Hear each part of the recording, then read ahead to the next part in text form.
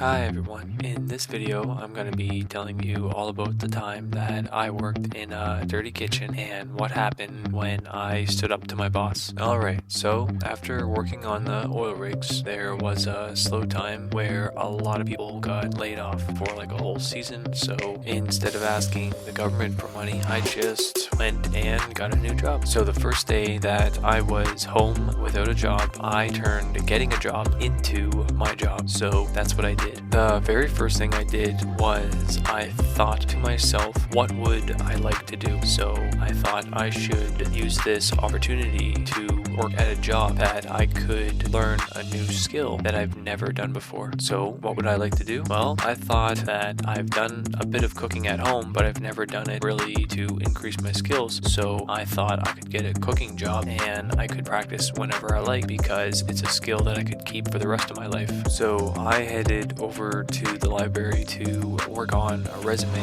and have it geared towards working at a restaurant. After I got the resume finished, I went on Google and I searched all the restaurants in the area, so I was able to see all the restaurants and what hours they were the most busy, so I could plan to be at the restaurant when they were slower. That way I could have a higher chance of meeting with the manager right there and then. So basically most restaurants are slowest in the middle of the afternoon, so I went down the list and I called all the restaurants in my area. That way calling all the places first saved me all the time and effort of physically going to each place. So from the middle of the afternoon until the end of the day, I was going to all these restaurants and dropping off my resumes. So I must have dropped off about 21 resumes, and the next morning I got 3 calls for interviews for that exact same day. So I went and got all ready and I went to those 3 interviews in the middle of the afternoon because that's when the restaurants were the slowest. So thanks Google. I thought it was pretty awesome that I was able to find a job within 2 days. Well, I guess you could say it only took me 2 days to get a job. So really, if you look for a job, you can find one. The very next day was my introduction and training. I got introduced to everyone and the whole kitchen, and I did all the training and all the safety things that go along with that. It didn't take me long to see that the kitchen was not operating in a very efficient manner because there was basically everyone doing everything instead of working as a team on every order. Each person would be taking an order for themselves and they would be doing all the different stations and running around, and it just seemed like a really not efficient way. So based on this, I could tell that there was not a really great leadership in place. So I had to kind of fit myself in where I would be the most effective. So in this family restaurant, all of the appetizers were either sauteed or deep fried. So I told everyone that I would be doing all of the appetizers. So for every order, they would need to communicate with me everything that they needed for those things that are like sauteed and deep fried. When I'm dining in a restaurant, I like when my appetizers come out before the main course, and that kind of gave me a little bit of motivation to make everything quick and accurate. So I didn't really get great training from the people that were there, but thankfully all of the recipes were in a book and I could easily refer to them at any time. As I worked in this family restaurant, I found that the staff did not have passion for working there, so it kind of led to some issues with the service and the products being served. For starters, under the grill there was a wheelbarrow of ashes, so I made sure to point that out. Then I noticed that the serving sizes were not consistent between all of the different employees, and I knew that every recipe had a certain serving size, and that means that there were some people that were not following the recipe properly. A rather serious issue is that the staff would lock up all of the walk-in fridges at nighttime, and that's the same time that a cleaner would come through and clean the floors. So for some reason the fridges were not being cleaned, so I made sure to point this out. So I could tell right from the first resupply truck that came that the inventory was not being rotated properly. Look, it is very simple. First in, first out. This way, the new product goes in the bag and everything gets rotated out so that no one is receiving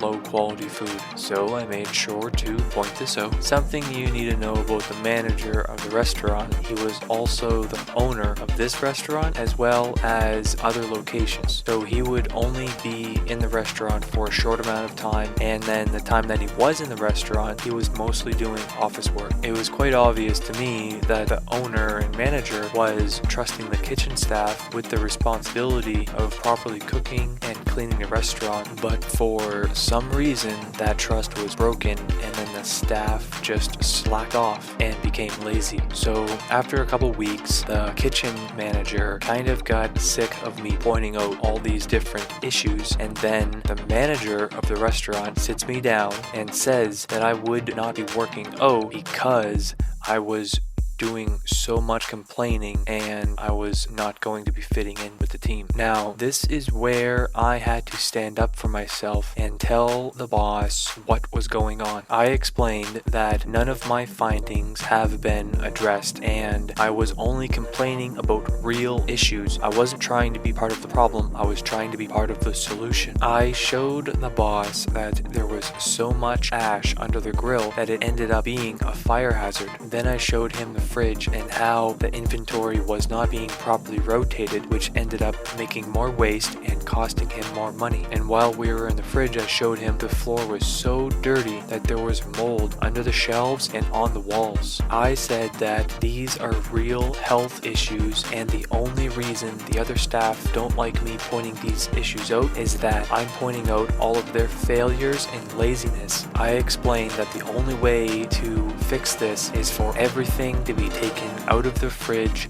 and all of the walls and racks and everything needs to be cleaned before anything goes back in the fridge. Then proper food rotation needs to be implemented and maintained. And that's when the boss told me that he hasn't even been in the fridge in a long time and he didn't know it was this bad, so he totally agreed with me. The next day, all the staff helped cleaning the whole place. We did extra cleaning and we had to take everything out of the refrigerators, and we also cleaned everything else in the restaurant. So for standing up for myself, I ended up saving my job, and when I was done with all the cleaning, I was bumped up from part-time to full-time. So after having the cleaning issue taken care of, I was able to move on to other things that were bothering me about the place. Serving sizes. So I got the serving sizes all figured out by simply reading the recipe. It's not that hard. The recipes were right there, and I was the only one reading the book. After getting the serving sizes figured out, I made the cook time way quicker because I could pre-measure all the ingredients and have them ready to go. And since I was able to make a food in a quicker time, I was able to spend a few seconds on each order making better presentation. The cool part is I had compliments coming back saying that long repeating customers have never seen the food look so good. That was nice to hear. I noticed that there was not as many customers when the weather was not as good, which is normal, and the only time that I would see a takeout dish being used is when someone didn't quite finish their meal and they wanted to take the rest home with them. I made sure that I brought this up with the owner directly, saying that deliveries are a great way to increase revenue, and then he goes on and says that no, he's not interested in hiring drivers and having to deal with all the extra paperwork. So I explained that he didn't have to do any of it and he could subcontract all of the deliveries with another company like Uber Eats. It was so cool that after I taught my boss about the new delivery services, he totally took my suggestion. Quickly after starting the delivery service, sales increased by 20%. So I thought this was a good time for me to ask for something for myself. So I asked for both of Saturday and Sunday to be off every week. Well, I only ended up working at the family restaurant for half of a year